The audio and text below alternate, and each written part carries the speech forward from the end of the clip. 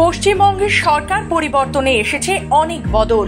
পুরুলিয়া জেলা জুড়ে বহু ক্ষেত্রে শিল্পীরাও জোর গলায় স্বীকার করেছেন সেই কথা।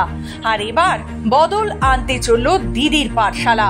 অষ্টম ও নবম শ্রেণীর দুস্থ ছাত্রছাত্রীদের অবৈতনিক পাঠ দিতে পুরুলিয়া শহরে খোলা হচ্ছে দিদির পাঠশালা, যার উদ্যোক্তা পুরুলিয়া জেলা যুব তৃণমূল কংগ্রেসের জেলা সভাপতি গৌরব সিং।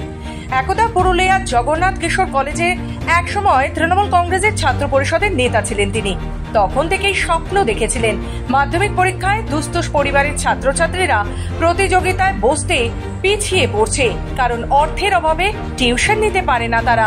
সেই সমস্ত ছাত্রছাত্রীদের অবৈতনিক শিক্ষার প্রয়োজন মনে করেই তিনি দিদির পাঠশালার সূচনা করলেন পুরুলিয়া শহরের রাজাবাদ পাড়া এলাকায়।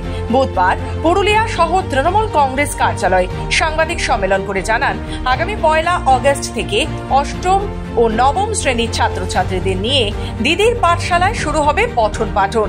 পরবর্তী সময় জেলার প্রতিটি ব্লকেই একটি করে দিদির পাঠশালা খোলার পরিকল্পনা রয়েছে যুব তৃণমূল কংগ্রেসের। নমস্কার, আপনাদের সমস্ত সাংবাদিক বন্ধুদের আজকে আমি এই প্রেস কনফারেন্সে স্বাগত জানাচ্ছি।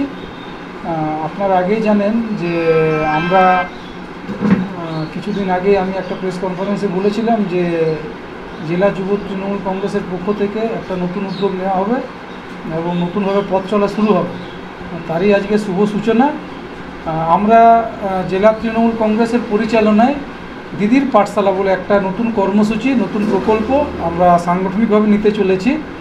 এই প্রকল্পের প্রথম ধাপে আমরা পুরুলিয়া শহরের 100 জন ছাত্রছাত্রী যাদের আর্থিক অবস্থা খারাপ বা যারা আর্থিকভাবে সামর্থ্য নেই টিউশন পড়ায়, তাদেরকে আমরা বিনা পয়সায় অবৈতনিক টিউশন পড়ানোর একটা প্রচেষ্টা শুরু করছি।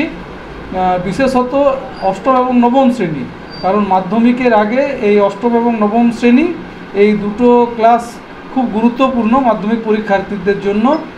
তাই তাতে তারা যাতে ভালোভাবে পড়াশোনাটা করতে পারে এবং টিউশনের অভাবে যাতে তাদের পড়াশোনার কোনো রকম ক্ষতি না হয়, তাই একটা আমরা পুরুলিয়া জেলা তৃণমূল কংগ্রেসের উদ্যোগে পরিচালনায় এই পুরুলিয়া শহরে এই প্রথম দিদির পাঠশালা নামে এই ক্লাসটা শুরু করা হচ্ছে।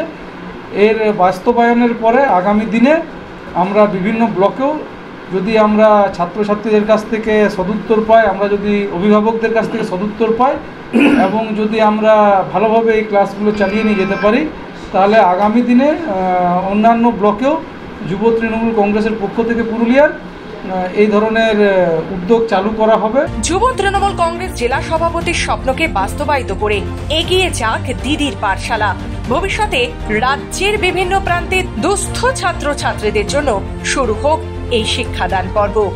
পুরুলিয়া থেকে মধুসূদন দেওঘরিয়া রিপোর্ট, খবর বাংলা।